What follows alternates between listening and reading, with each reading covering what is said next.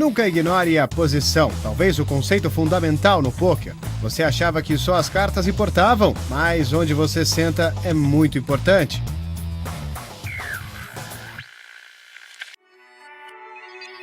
Não existe certo ou errado no pôquer. Não existe um método que possa garantir o sucesso, mas existem maneiras e caminhos para você maximizar suas chances de ganhar. Existem bons hábitos e maus hábitos. Existem situações para evitar e situações para buscar.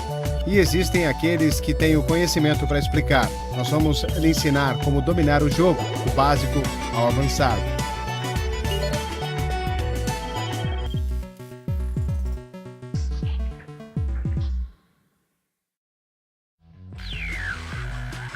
No nosso primeiro programa, analisamos o básico, o beabá do jogo e a ordem da ação.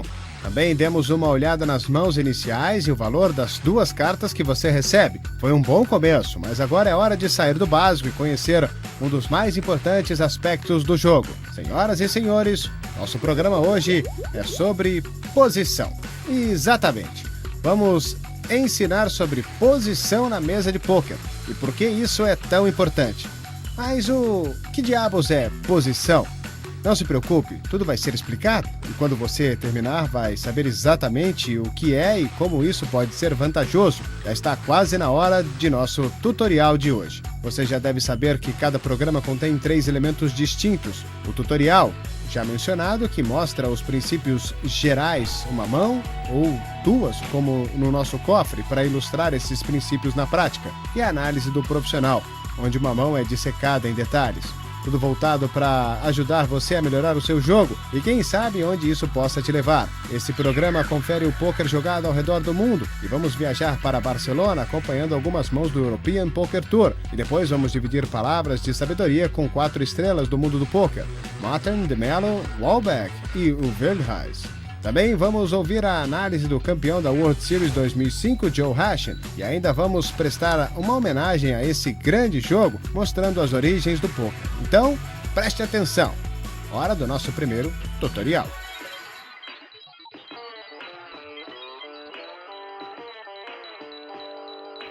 Posição é muito importante na mesa de pôquer, mas o que isso significa exatamente? A posição de um jogador é definida por onde ele está sentado em relação ao botão do dealer. Existem boas e más posições. Simplificando, quanto mais tarde você tiver de agir em uma rodada de apostas, melhor a sua posição. Por quê? Porque você consegue recolher mais informações sobre os oponentes que agiram primeiro. Você pode basear a sua ação na decisão deles, sendo que se tiver de agir primeiro, seus oponentes têm a vantagem de observar sua ação antes de decisões serem tomadas. Aqui estão as posições na mesa de pôquer. Lembre-se, tudo depende de onde está o botão do dealer. A primeira posição que apresentamos é aquela imediatamente à esquerda do botão, o Small Blind. Como vimos no primeiro programa, o jogador nessa posição tem que colocar a aposta obrigatória. Por exemplo, se os blinds são 1 e 2, esse jogador precisa colocar 1. Ao seu lado, no sentido horário, está o Big Blind. O jogador nesse lugar tem que colocar uma aposta obrigatória, o dobro do Small Blind. Os blinds vão agir por último antes do flop, mas depois do flop são os primeiros a falar. Você deve se lembrar disto se estiver considerando jogar uma mão nessas posições e não se esqueça que quando você age primeiro, você vai estar em desvantagem. As duas próximas posições são chamadas de posições iniciais. O jogador na sequência do Big Blind é o Under the Gun, geralmente abreviado pelo UTG. O jogador nessa posição tem a pior condição pré-flop. Eles são os primeiros a dar fold, call ou raise e não tem nenhuma informação sobre os outros jogadores. Depois do flop, eles ainda vão ter de agir muito cedo, então são classificados como posições iniciais, um péssimo lugar no pôquer. Vamos ver as posições intermediárias. Nesses assentos, você tem a vantagem de agir antes dos primeiros 2 oponentes, mas ainda vai ter jogadores depois de você. Não é uma grande posição para estar. Finalmente, temos as posições finais, as posições mais fortes do pôquer. O jogador à direita do Small Blind é chamado de botão. Antes do flop são os blinds, vão agir depois do botão. Depois do flop, o botão é a última pessoa a agir. Se o resto dos jogadores já tomou sua decisão antes de você agir, você possui uma vantagem enorme, pois pode tomar sua decisão baseado na deles. Lembre-se sempre disso. Quanto mais tardia for a sua posição, melhor sua situação. Para recapitular, o botão do dealer se move a cada mão, então sempre leve em consideração sua posição. Se você estiver no botão, vai ter o botão do dealer à sua frente. Vai estar na melhor posição porque você vai ser o último a falar depois do flop e vai ter o benefício de assistir todos os outros jogadores antes de tomar sua decisão.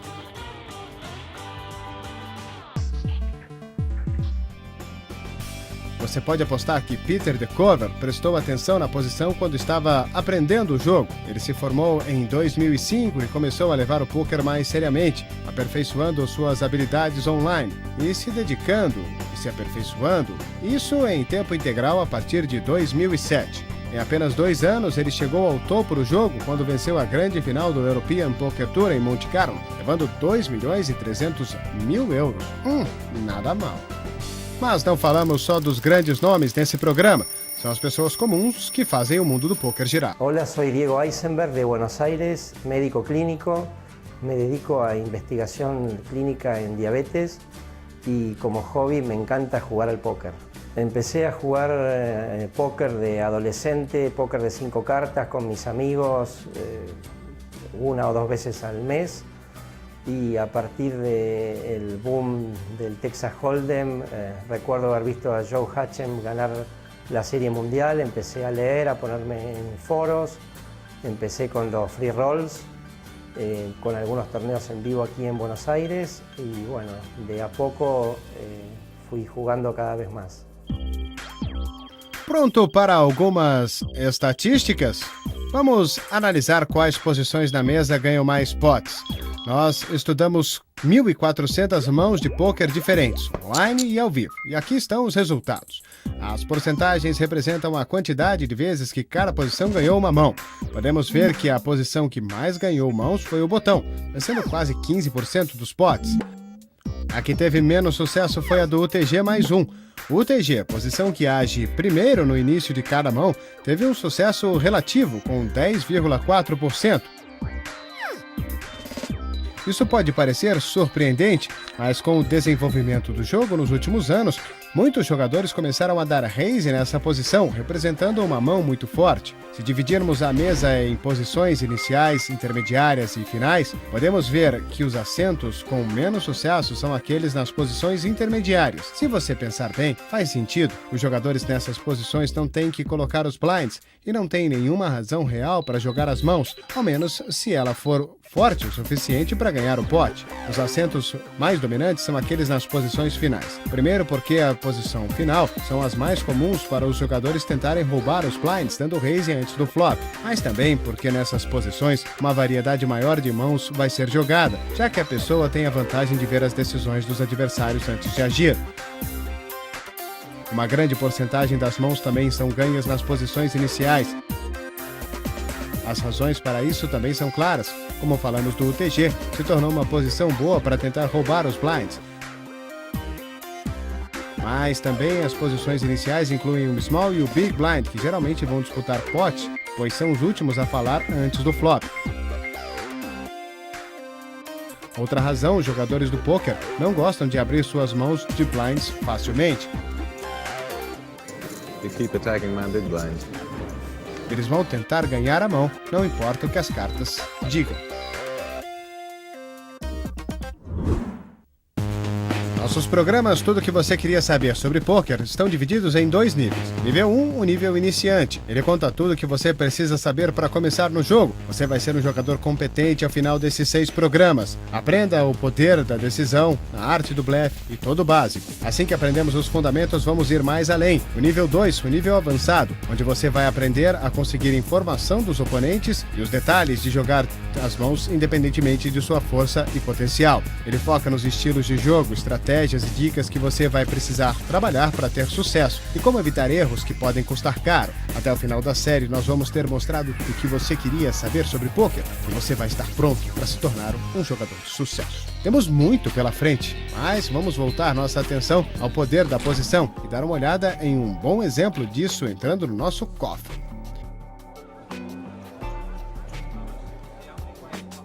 Vamos mostrar uma mão da temporada 3 do European Poker Tour, com um evento de Barcelona que teve 480 jogadores, incluindo Phil Ivey, que sabe bastante do jogo. A ação veio em fold até Ivey e com duas cartas altas conectadas, ele deu raise. Have you done that because you have a hand or it's because you're duty on the button? Steven Pearce no small blind ficou desconfiado do raise no botão e acha que Ivey só subiu a aposta por causa disso e resolve dar call.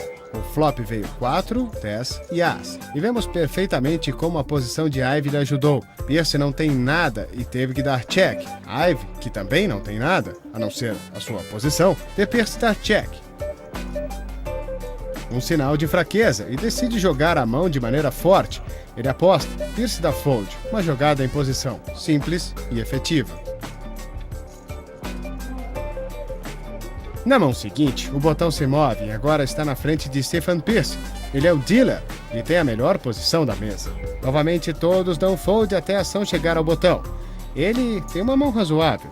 Em outra posição, ele deveria jogar as cartas fora, mas com a força da posição, ele joga as cartas com confiança. I have a hand this time. It's not a button move, I have a hand. Aumentando 3 vezes os blinds, o small blind da fold. Dan Patterson, o big blind, precisa tomar uma decisão. Pearce decide lembrá-lo da força da posição e conta com uma pequena mentira. King Queen suited. Patterson, sabendo que vai ser o primeiro a falar depois do flop, sem posição, decide dar fold. Uma jogada inteligente. You can look at the television next month, but they probably won't show this hand.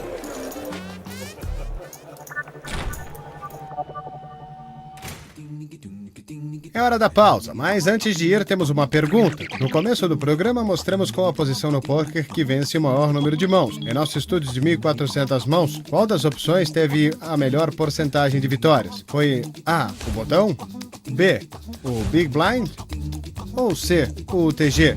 A resposta depois do intervalo.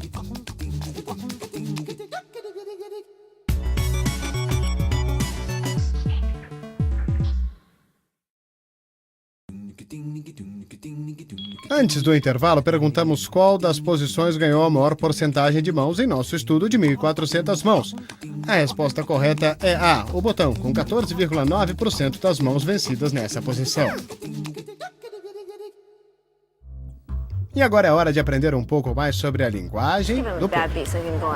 You're a master of the English language. Calm down, buddy. Keep going, kid. Shut up, superstar. Vamos aprender alguns termos. O under the gun ou UTG, é o termo dado à posição à esquerda do Big Blind. O jogador nesse assento é o primeiro a falar ao começo de toda a mão. Ele está na mira do revólver. Em uma tradução literal, sentindo a pressão da decisão.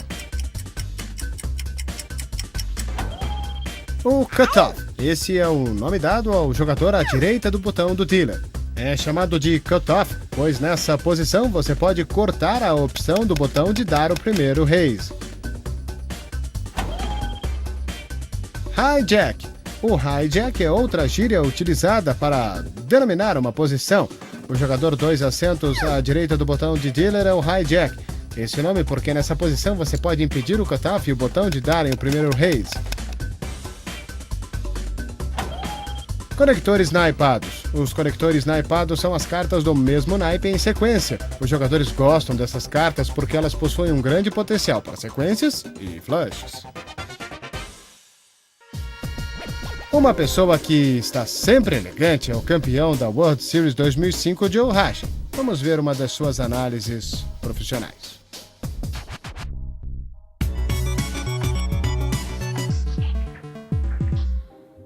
Today we're going to talk about the importance of position.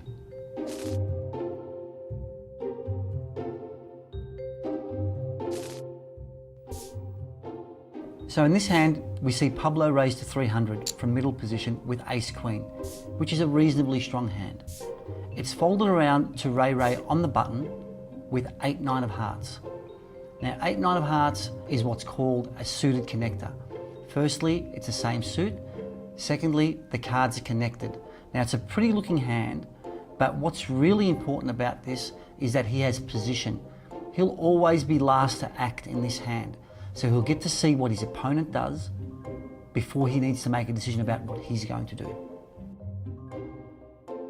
Ray calls. The flop comes 4-2-7 and misses both opponents, so neither of them has a pair. Pablo decides to check, leaving the incentive now up to Ray. Ray, using his position to his advantage, elects to bet 400 chips, which now puts pressure on Pablo. Pablo decides to fold his hand, and there you have it. We see how important position is. Ray wins the pot without making a pair, just using his position.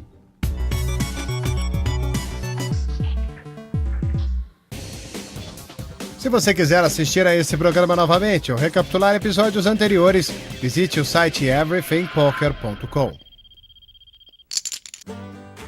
Apesar das origens do poker serem muito discutidas, é senso comum que as raízes do poker estão no começo do século XIX em New Orleans, uma área que presenciou o início de muitos jogos. O nome poker é uma americanização da palavra francesa poker, já que New Orleans estava sob domínio da França nesse período. Em sua forma primordial, um baralho de 20 cartas era utilizado para no máximo 4 pessoas, cada um recebendo 5 cartas. Depois das cartas serem distribuídas, existia uma rodada de apostas. Por ser extremamente simples, o pôquer era o jogo perfeito para os espertos, que sabiam o que estavam fazendo. 1820 foi o ano em que o rio Mississippi se tornou uma mina de ouro para os jogadores de pôquer, que ficaram famosos com o Riverboat Dandies. Os barcos que se dirigiam para New Orleans estavam muitos turistas, mercadores e agricultores que eram vítimas dos jogadores de pôquer. Nessa época, para continuar tendo vantagem sobre as pessoas comuns, os jogadores de pôquer mudaram as regras do jogo. Eles primeiro mudaram o baralho para 52 cartas e depois adicionaram a troca para colocar mais dinheiro no pote. O jogo evoluiu durante a Guerra Civil Americana e a introdução de trocas de mais cartas estava dando a opção de mãos enormes com mais frequências. Uma das lendas do jogo foi Wild Bill Hickok, que ficou conhecido como cowboy, mas na verdade era um profissional de pôquer que aprendeu a ter habilidades com armas. 1876 foi o ano que marcou o último jogo de Bill Hickok, que depois de arrasar com John McCall nas mesas, foi morto pelo mesmo com um tiro. Ele tinha 2 ases e 2 oitos, uma mão agora conhecida como mão do homem morto. Com o passar dos anos, diferentes variações do jogo foram criadas, mas a favorita da maioria, o No Limit Texas Hold'em, popularizada por nomes como Doyle Brunson no final dos anos 50 em Las Vegas, agora reconhecida como a capital mundial do pôquer. Uma matéria muito bacana, mas o que é melhor, o método novo ou o velho? Só há um jeito de saber com outra matéria. Confúcio uma vez disse, a experiência, acreditem, é uma coisa boa e prazerosa. Mas no pôquer, o jogo mudou muito nos últimos anos. E não estamos falando só da proibição do cigarro. A escola tradicional não é mais uma força dominante no jogo. Agora os jovens vêm se destacando com seu estilo agressivo. The new school is going to be on top of it, if it's not already the case. I mean, they're more aggressive, they know more about odds and a lot of mathematics stuff. I mean, they have like computers in the head. They have no fear, they don't care about money. They like to be the winners and that's it. There's no compromise for them. No fear and the cards speak. They know exactly what they're doing and they're very smart. Tempos atrás, os mais velhos eram ganhadores constantes em torneios. Hoje em dia, quase tudo fica com a nova geração. Se a velha geração quiser vencer, precisa acordar. Some of the old school players are good, some are not so good. I feel like some are maybe like stuck in the past a little bit, and you know the things that worked back then just doesn't work anymore, and they haven't realized that because they used to win all the time. There's a lot of respect for the old school, but the game's been changing a lot, so you have to adapt. If you don't, it's really tough out there. we need to pull our pants up and, get with the program. Mas ainda não descarte a velha geração. I would consider myself a hybrid of old school, new school kind of poker. I think I'm in touch with the old school, but I use a lot of the new school tools. No poker você pode ensinar novos truques a todos. Hora da sessão Meu Jogo, onde vemos as pessoas comuns satisfazerem suas vontades no poker. Mis principales logros, gané 2 veces el Sunday Million de PokerStars, el torneo semanal más grande del mundo. He ganado algunos torneos en vivo en circuitos en Buenos Aires, 3 torneos al principio de mi carrera. He jugado 2 veces el Latin American Poker Tour en vivo y online he ganado un weekly de 215. Hasta ahora he ganado más de $400.000 en premios. El póker es mi cable a tierra, me mantiene la mente activa, alerta, despierta, requiere concentración, habilidad, lectura de otros jugadores y creo que va a ser mi antídoto contra el mal de Alzheimer porque pienso seguir jugando al póker hasta los 100 años.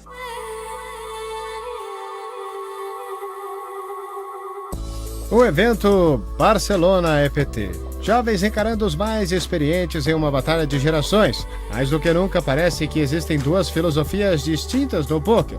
A escola antiga, mais conservadora, contra a nova escola, que é muito aventureira.